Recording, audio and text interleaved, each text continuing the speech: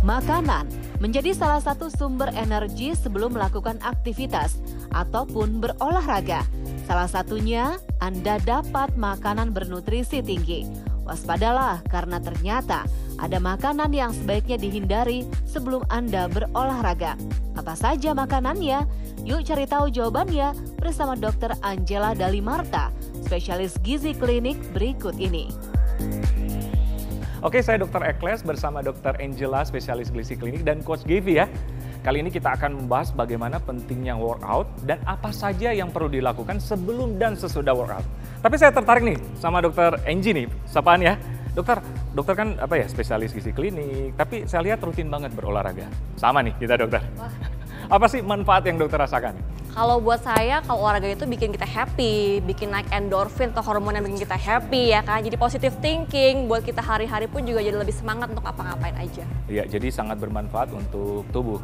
Tapi Coach, katanya di samping kekuatan, kesehatan, stamina juga ya? Of course, stamina kayak kalau kita misalnya suka lari, suka cardio workout, endurance kita pasti makin lebih improve lah kalau kita ikut latihan ya. Cardiovascularnya juga dipakai. Membagi aktivitas antara mungkin praktek atau apa dengan olahraga. Ada waktu atau gimana? Yang jelas harus disempetin, itu kan priority kan. Kalau kita memprioritaskan sesuatu pasti kita akan bisa ngelakuinnya kapan aja.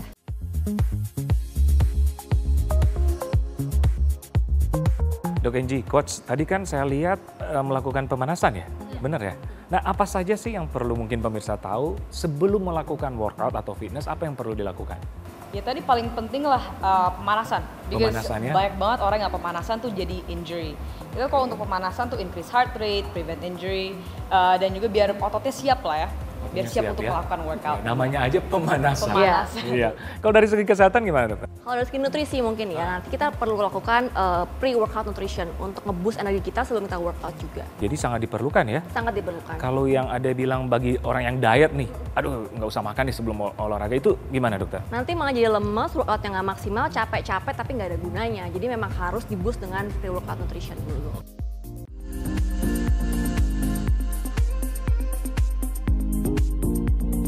Dokter Angie, kita kan biasanya kalau berolahraga malah disuruh makan, katanya untuk menghasilkan energi.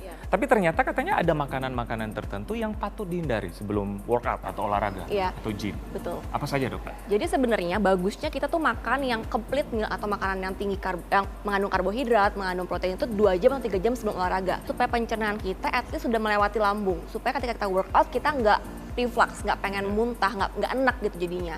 Nah, apa yang perlu dihindarin makanan-makanan yang proses pencernaannya itu lama. Contohnya makanan yang mengandung tinggi lemak, goreng-gorengan.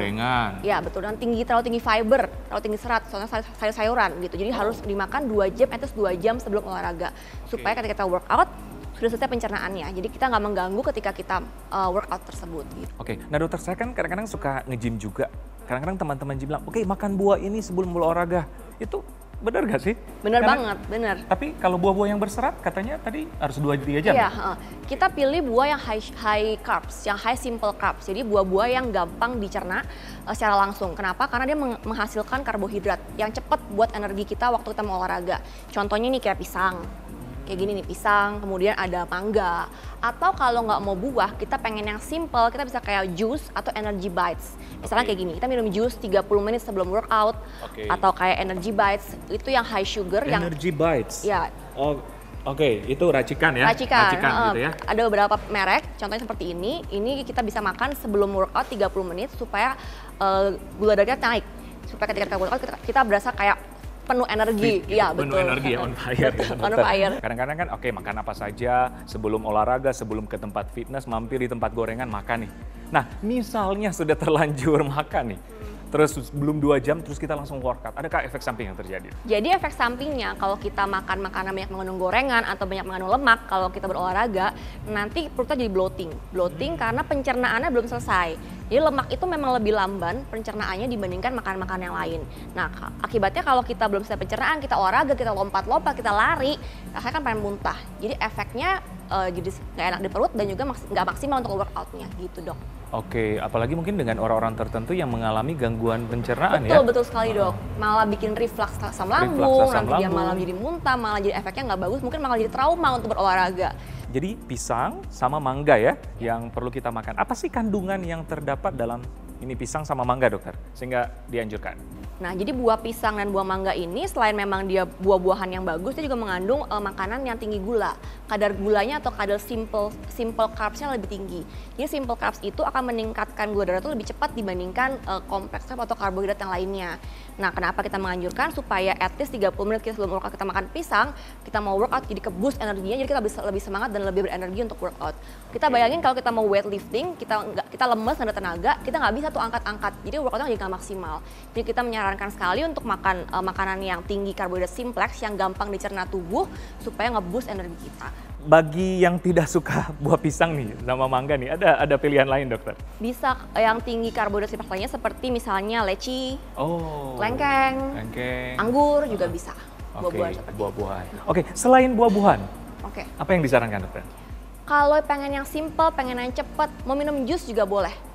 Kita jus dulu, kita bawa, mau workout kita tinggal minum 30 menit sebelumnya. Oke, kayak ini Contohnya ya? kayak gitu, iya. Ini di dalamnya apa saja dokter? Ini ada kiwi, Kiwi. sama ada pakcoy. Nah, Pakcoy. meskipun dia serat, tapi kalau sudah di jus itu kan sudah sudah separuh dicerna. Jadi akan jadi karbohidrat simple dan lebih gampang untuk dicerna. Pencernaan ya? Iya, betul. Jadi kita nggak perlu Pencernaan. ngunyah lagi, nggak perlu lebih lama lagi untuk meningkatkan kadar gula darah. Selain buah-buahan, sayur-sayuran, kalau makan makanan berat gitu? Nah, kalau pengen makan makanan lengkap seperti itu, 2 jam sebelum workout setidaknya. Supaya pencernaan kita sudah selesai, atau sudah melewati lambung. Supaya ketika kita workout, nggak akan reflux, nggak akan mual, nggak akan muntah, dan malah menghambat workout kita. Itu intinya dokter ya? Itu intinya.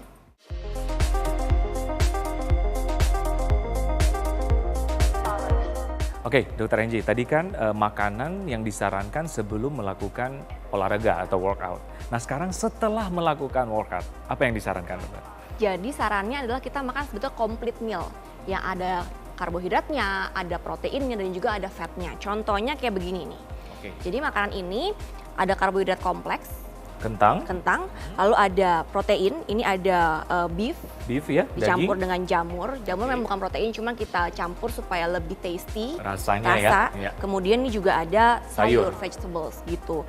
Nah, ini dari ditaker semuanya, dari fatnya ditaker, kemudian proteinnya ditaker, dan juga karbohidrat ditaker juga. Berarti yang dokter sarankan adalah gizi yang kompleks ya? Gizi yang kompleks. Oke. Nah, biasanya sesudah workout langsung bisa makan atau ada perlu berapa lama, dokter? Langsung bisa makan. Justru kita sarankan at least dalam 2 jam setelah workout harus makan. Untuk apa? Untuk refuel energi kita lagi. Karena setelah kita workout kan capek banget tuh. Tubuh kayak capek banget. Nah, kita mesti makan kompleks supaya kita refuel lagi dan supaya otot kita yang ada micro tear abis kita olahraga kebentuk lagi. Kan tujuan salah satu orang olahraga kan untuk muscle gain. Ya. Nah, kalau kita nggak makan makanan yang cukup, nggak akan terbentuk muscle-nya, malah akan ke tear. Jadi malah workout nggak maksimal. Itulah kenapa kita sarankan workout dengan makanan yang seimbang supaya maksimal. Itu mungkin yang lagi program diet atau menurunkan berat badan, katanya, oh oke dokter, aku setelah olahraga makan buah aja. Nah, itu gimana dokter? Kita nggak sarankan sih, karena kenapa? Karena kalau kita menurunkan berat badan, kan kita menurunkan fatnya kan, bukan muscle-nya. Kalau kita cuma makan buah, nanti muscle yang sudah ada malah jadi dihancurkan lagi untuk energi, karena nggak cukup energinya buat kita. Akhirnya kalau ketika muscle kita turun, otot kita turun, nanti metabolisme kita akan turun juga. Nah, itu pembakaran lemak pun juga akan turun, jadi nggak maksimal. Itulah kenapa kita high protein untuk setelah workout.